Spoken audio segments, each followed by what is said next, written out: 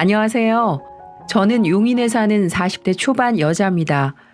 매번 다른 분의 사연을 듣다가 저도 최근에 남편이란 사람 때문에 큰 스트레스를 받는 일이 있어서 어렵게 고민한 끝에 사연을 쓰게 됐습니다. 30대 초반 시절 저는 중소기업의 격리로 일하고 있었어요. 중소기업이라고 해서 월급이 적을 것 같지만 이곳은 강소기업이라 불릴 정도로 월급도 괜찮고 복지도 나쁘지 않은 곳이었죠. 직원들의 스펙도 나쁘지 않았고요. 저는 그곳에서 남편을 만났습니다. 남편은 엘리베이터 수리 기사였어요. 제게 첫눈에 반한 남편은 캔커피를 건네며 번호를 물어보더군요. 하지만 전 남편이 마음에 들지 않았어요. 속물적일지도 모르지만 기름때를 만지는 사람을 만나고 싶진 않았거든요. 그래서 퇴짜를 놨는데 이 사람이 절 포기하지 않는 거예요.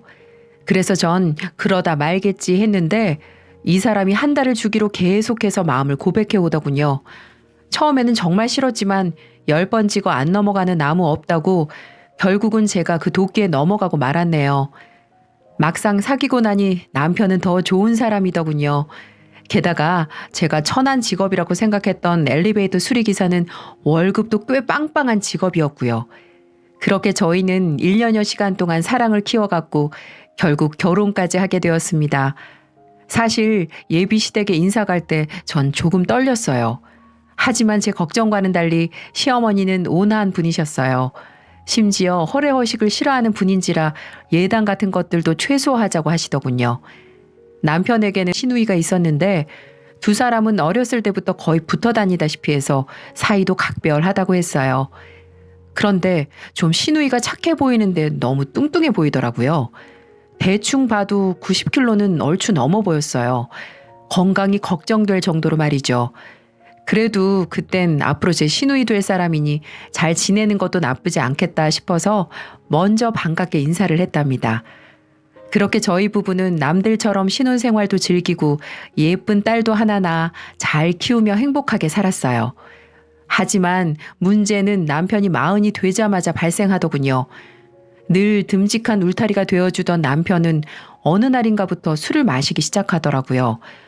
원래도 술을 좋아하긴 했지만 그건 그냥 친구들을 만날 때 이야기였던지라 저는 좀 걱정이 되었습니다. 여보, 요즘 무슨 일 있어? 왜 그렇게 술을 마셔? 평소에는 예진이 본다면서 집에 술도 안 사오던 사람이 뭔데? 저는 어두운 얼굴의 남편에게 고민이 무엇이냐고 물었어요. 하지만 남편은 아무것도 아니라고 말하며 그저 술잔만 기울이더군요. 그렇게 술병만 늘어가는 나날이 이어졌습니다. 그러던 어느 날 저는 남편의 작업 가방 안에서 약봉지를 발견했어요. 샤워를 하고 나온 남편에게 무슨 약이냐고 물었더니 한참을 망설이더군요. 그래서 저는 얼른 말해. 병이 있으면 아내인 나한테 말을 해야 될 거 아니야. 뭔데? 죽을 병이야? 그래서 말 못하는 거야? 라고 물었습니다. 남편은 그제야 그 약이 우울증 약이라는 걸 고백하더군요. 조금 당황스러웠어요. 몸이 아픈 거라 생각했는데 정신이 아픈 거였으니까요. 저는 대체 무슨 일 때문에 우울증이 걸린 거냐며 남편에게 물었어요. 한참을 고민하던 남편은 그제야 사실을 털어놓더군요. 사정은 이랬습니다. 몇 달 전 남편은 큰 호텔의 엘리베이터 수리를 맡았는데 자신의 실수로 엘리베이터를 추락시켰다고 하더군요. 다행히 사람이 없는지라 인명피해는 없었지만 엘리베이터가 완파된지라 거액의 수리비를 호텔 측에 지불해야 한다고 했어요. 다행히 남편 회사에서 보험을 들어놔서 남편의 지갑에서 돈이 나가는 일은 없었지만 남편은 그 일로 회사에서 해고당하진 않았지만 온갖 괴롭힘에 시달렸다고 합니다. 그러다 버티지 못한 남편은 회사를 그만두게 되었던 거죠. 남편은 제게 회사 퇴사 사실을 숨긴 채 이리저리 구직을 했다고 해요. 하지만 취직은 쉽지 않았고 생활고에 대한 압박감 때문에 술만 마시다가 우울증이 걸렸다고 했습니다. 그 얘기들을 듣는데 가슴이 답답하더군요. 남편이 못마땅해서 그랬냐고요? 아니었어요. 힘든 일을 전부 혼자 감당한 남편이 가장 원망스럽더군요.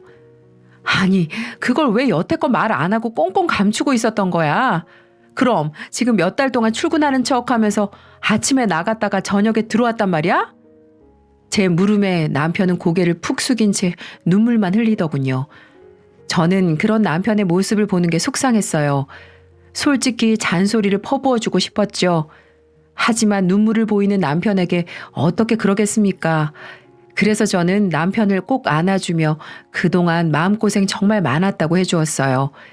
결국 저와 제 자식을 위해 끙끙 앓았던 거니까요. 이후 저는 남편에게 잠시 쉬라고 말했어요.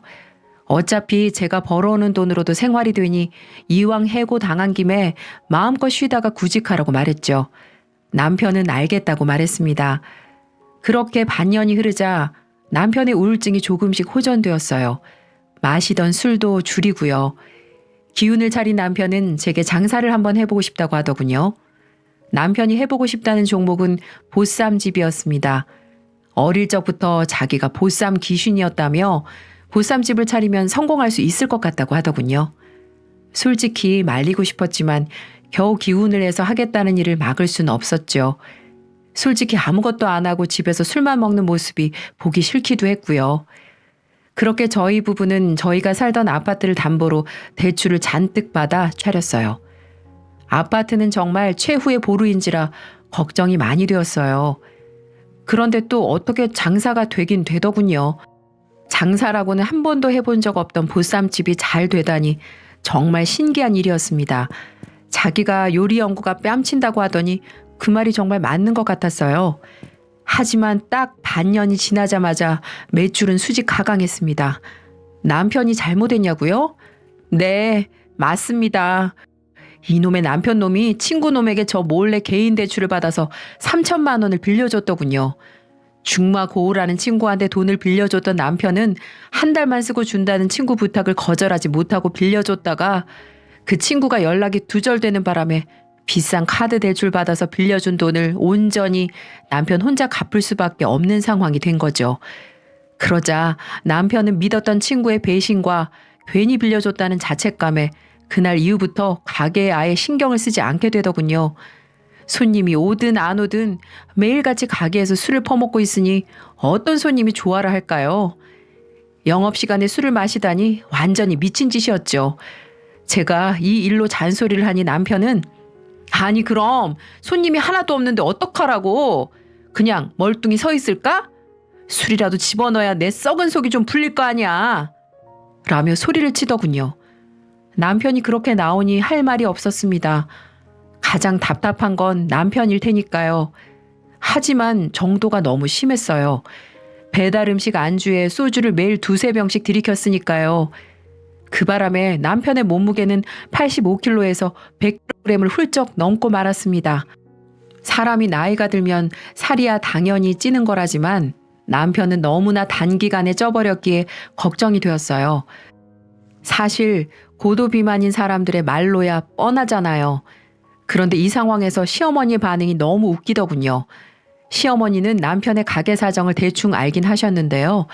저희 부부가 오랜만에 시댁에 방문하니 남편을 바라보며 아이고 내 아들 왜 이렇게 얼굴이 반쪽이 됐어?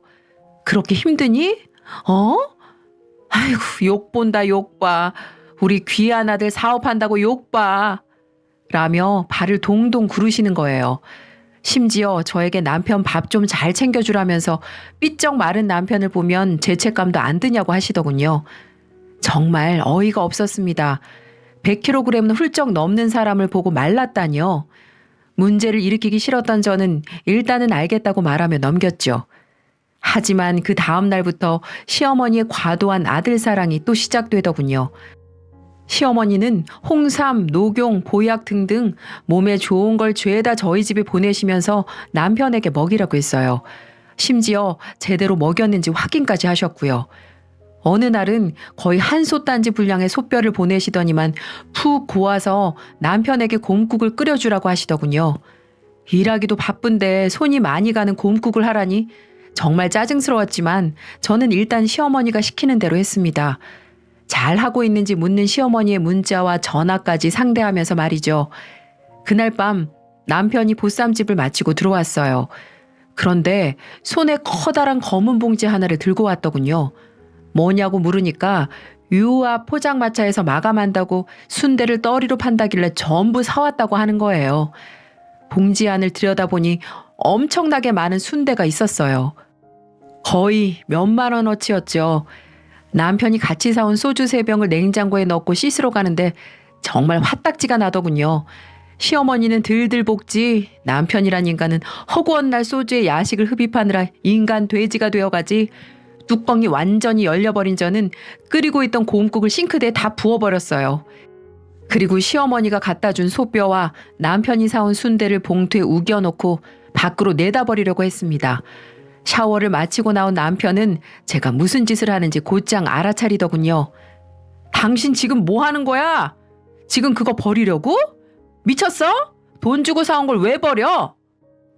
미쳤냐고? 미친 건 내가 아니라 당신이야. 당신은 거울도 안 봐? 거울 속에 있는 당신 몸뚱이가 하루가 다르게 무너져 가는 거 안 보이냐고? 저는 띠룩띠룩 살이 찐 남편에게 소리를 질렀습니다. 사실 남편이 회사도 그만두고 친구에게 배신을 당하면서 정말 힘들다 보니 그럴 수 있다고 생각했어요. 물론 처음에는 100번 이해하려고 했고요. 하지만 갈수록 남편의 행동들이 도가 지나치다 보니 점점 지쳐만 가더라고요. 그래서 전 남편에게 마지막으로 말했습니다. 당신 지금껏 힘들었던 거 알아. 근데 이건 아니잖아. 언제까지 이렇게 살 건데? 지금 당신 힘들다고 매번 술에 배달 음식을 잔뜩 시켜 먹는 바람에 살이 나하고 결혼할 때보다 몇 킬로나 찐 줄 알아? 무려 30킬로나 쪘어. 이게 말이 돼? 언제까지 내가 당신을 이해해야 되고 보고만 있어야 되는 건데? 당신 딸이 뭘 하는 줄 알아? 당신이 창피하대. 돼지 같아서. 딸한테까지 그런 소리 듣고 싶어? 정말 마지막으로 말하는데 한 번만 더 이런 모습 보이면 나 당신이랑 못 살아. 그리고 당신이 이번 달 술값하고 안주값만 해서 175만 원이야. 이것도 내가 내야 되잖아. 아우 정말 신경질나 죽겠어.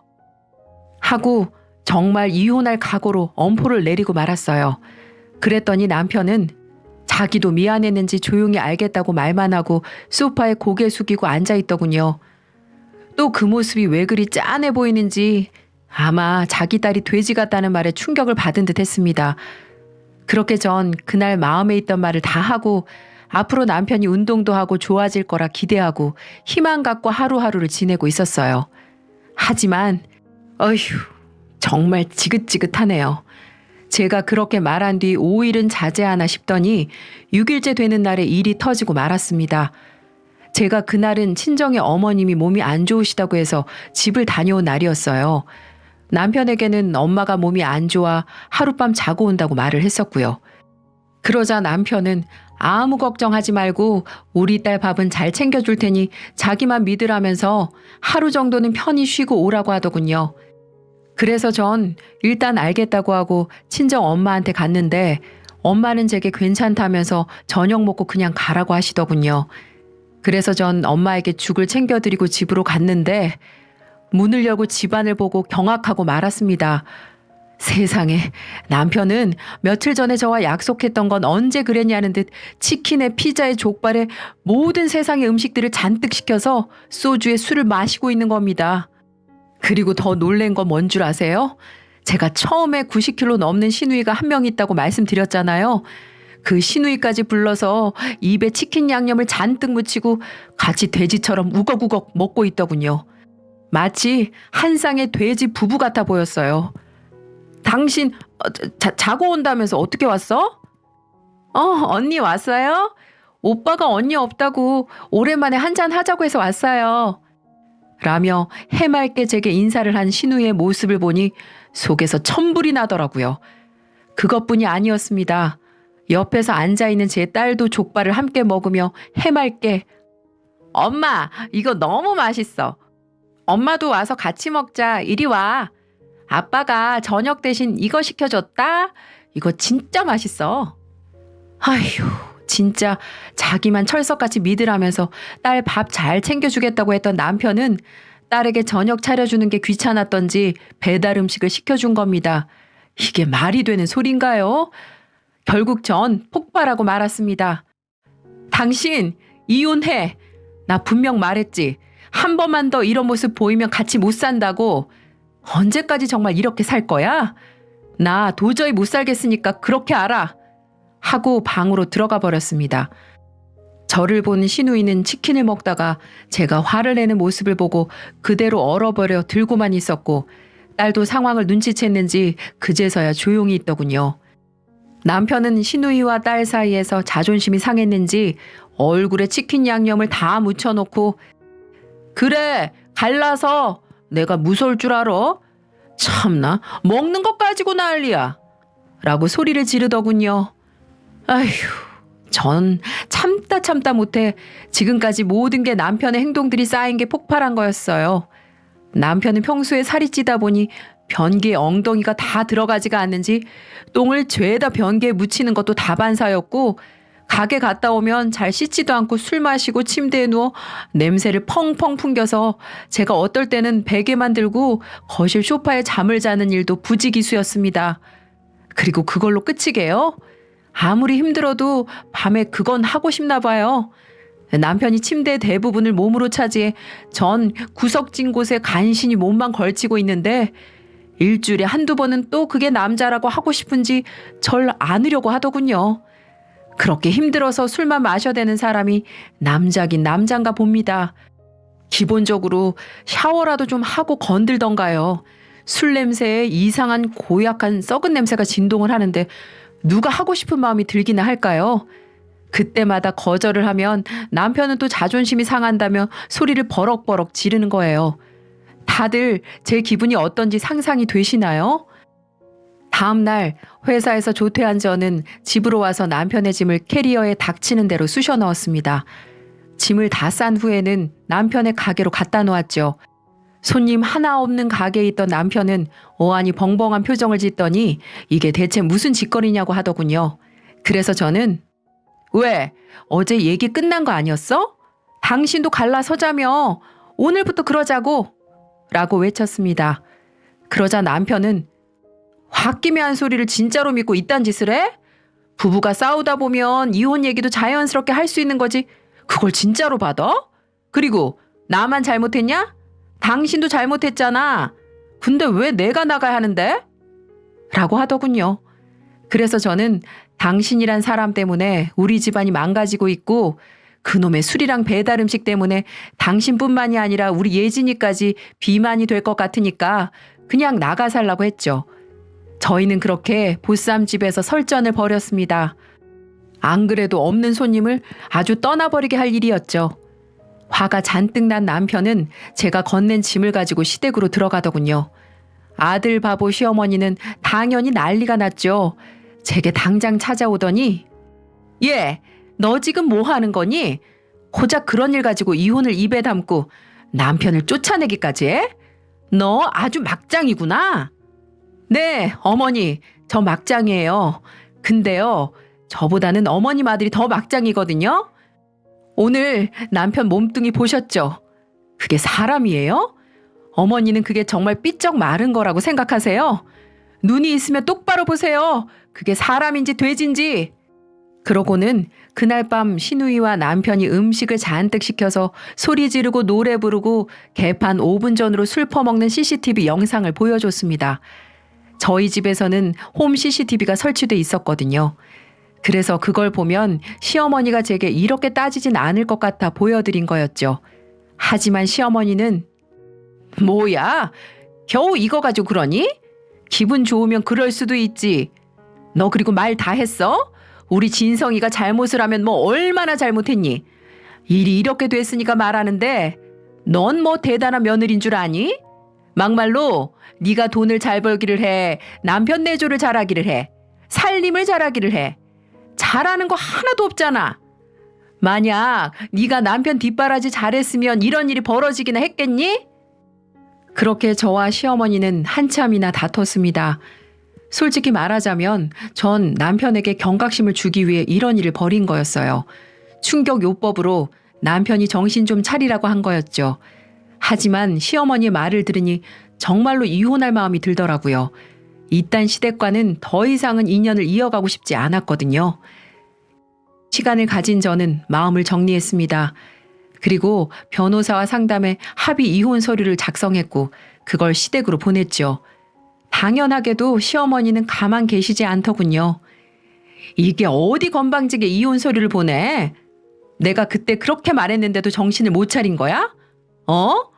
이혼을 해도 우리가 결정하는 거지. 어디 감히 여자가 이혼하고 말고 결정해? 시어머니는 제게 악을 지르더니 끝까지 가보자면서 남편의 모든 짐을 시댁으로 보내라고 하시더군요. 그래서 전 정말 모든 짐을 보냈습니다. 그러자 시아버님께서 전화를 주시더니 자길 봐서라도 좀 참아달라고 하더군요.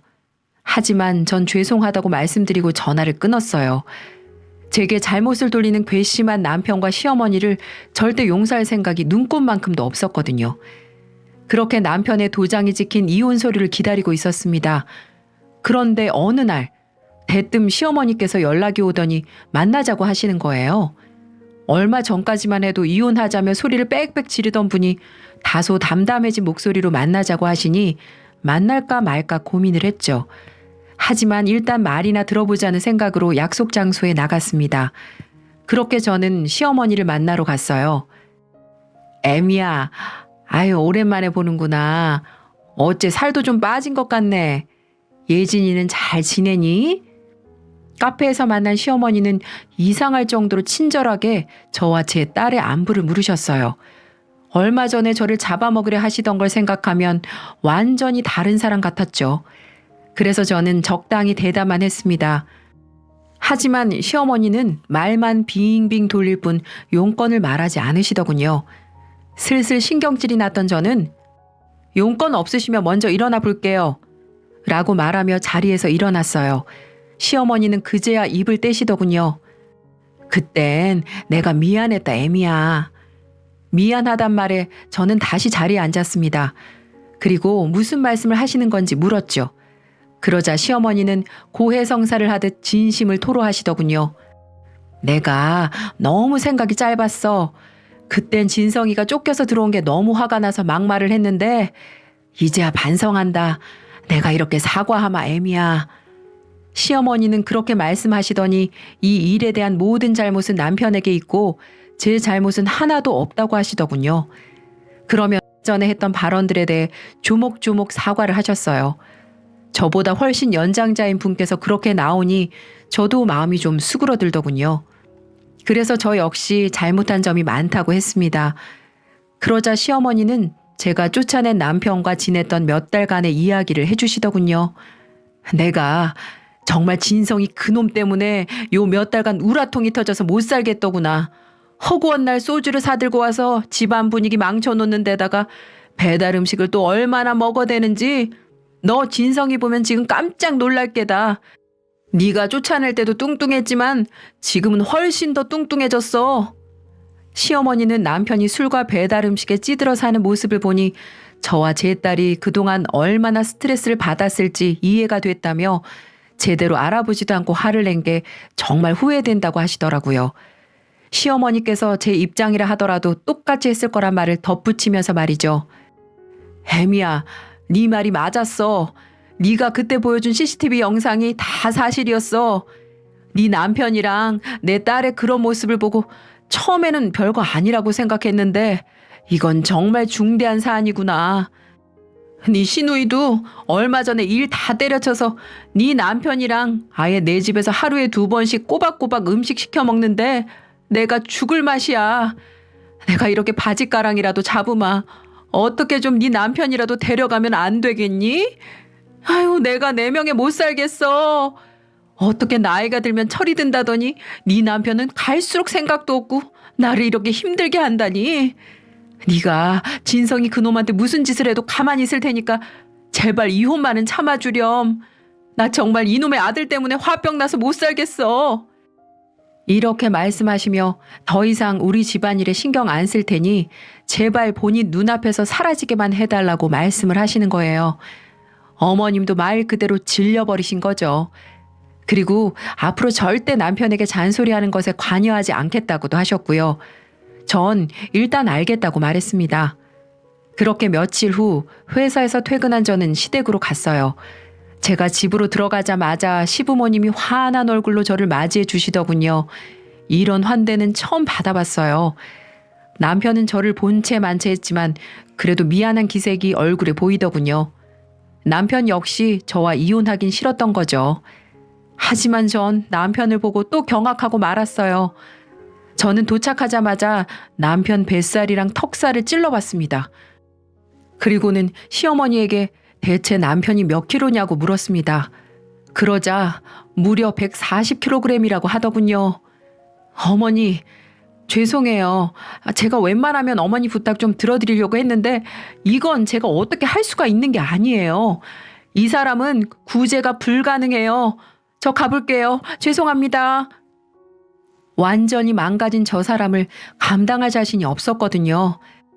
그러자 시어머니가 제 바지가랑이를 붙잡으며 제발 남편도 데려가 달라고 하더군요. 심지어 남편 또한 미안하다며 딸 예진이가 너무 보고 싶다고 다 큰 남자가 눈물을 뚝뚝 흘리는 거예요. 시아버님께서 제 손을 꼭 붙잡고 제발 부탁 좀 한다고 하셨고요. 온 가족이 그렇게 제게 애원을 하니 마음이 약해졌습니다. 그래서 전 약속 한 가지를 했어요. 제가 딱 한 달 후에 다시 와볼게요. 만약 그때 남편이 20kg을 감량하지 못하면 전 그냥 이혼할게요. 시부모님과 남편은 어떻게 한 달 만에 20kg을 빼냐며 조금만 줄여달라고 하더군요. 하지만 전 그 정도 의지가 없으면 마음을 돌릴 수 없다며 지금부터 굶던 뛰던 아니면 지방 흡입이라도 하던지 덩치를 줄이라고, 안 그러면 절대 같이 못 산다고 했죠. 이건 경고가 아니라 진심이었어요. 한 달에 20kg을 감량하는 게 어려운 일이란 건 잘 알지만 그 정도 의지도 없는 사람과 살고 싶진 않았거든요. 그리고 주위에서 들어보니 금방 찐 살들은 하루에 한 끼만 먹고 2시간씩 꾸준히 운동을 하면 금방 빠진다는 소리도 제가 어디선가 들었거든요. 그래서 전 남편의 의지력을 믿어보기로 했습니다. 만약에 우리 가족이랑 다시 살고 싶다면 어떻게든 살을 뺄 거라고. 만약에 그럴 마음이 없다면 지금 모습 그대로일 테니까요. 그렇게 한 달이 흘렀고 저는 시댁으로 갔습니다. 남편은 여전히 거구였지만 어쩐지 살이 빠진 듯한 모습이더군요. 기대를 하지 않았지만 그래도 노력한 티가 나더라고요. 하지만 약속은 약속이기에 남편은 제 앞에서 체중계에 올랐습니다. 결과는 성공이었어요. 한 달 만에 무려 21kg을 감량했거든요. 알고 보니 남편은 저와의 약속을 지키기 위해 하루에 방울토마토 몇 알, 닭가슴살만 먹으며 혹독한 다이어트를 했다더군요. 보통 사람도 힘들 다이어트를 매일 술과 야식으로 때우던 사람이 해내다니 전 그 정도면 남편을 용서해도 될 것 같아 다시 집으로 데려왔어요. 그렇게 다시 일상으로 돌아간 어느 날 남편이 뭔가를 보더니 지갑 안으로 집어넣더군요. 뭐냐고 물으니 이혼 서류라고 하더군요. 그래서 그걸 왜 지갑에 갖고 다니냐고 하니까 저와 이혼하려고 했을 때 인생을 포기하고 싶을 정도로 괴로웠다며 그때로 절대 돌아가지 않기 위해 종종 이혼 서류를 꺼내보며 정신을 다잡는다고 하더라고요. 남편이 그렇게 변화한 모습을 보니 참 기뻤습니다. 술과 배달 음식을 완전히 끊은 남편은 일반식으로 돌렸음에도 살이 쭉쭉 빠지더군요. 그리고 총각된 몸무게를 되찾았어요. 심지어 띠룩띠룩 살찐 시절로 돌아가기 싫다며 헬스장에 다니더군요. 놀라울 정도로 대단한 의지였죠. 그렇게 성실히 살다 보니 행운이 찾아왔습니다. 남편이 다른 엘리베이터 수리회사에 취직했거든요. 심지어 경력을 인정받아서 전보다 더 높은 연봉을 받게 됐고요. 그렇게 저희는 맞벌이를 하며 오손도손 행복하게 살고 있습니다. 저는 이 기회를 빌어 남편에게 고마움을 전하고 싶네요. 사실 남편이 망가진 이유는 본인의 잘못 때문이 아니라 순전히 실수 때문이었거든요. 그 바람에 삶이 엉망이 되었고 저와 이혼 직전까지 가게 된 거고요. 그래도 저와 딸을 지키겠다는 그 마음으로 초인적인 의지를 발휘한 남편에게 저는 큰 박수를 쳐주고 싶습니다. 밑바닥까지 추락한 삶을 다시 끌어올리기는 결코 쉬운 일이 아니니까요. 지금까지 제 긴 사연 들어주셔서 감사합니다.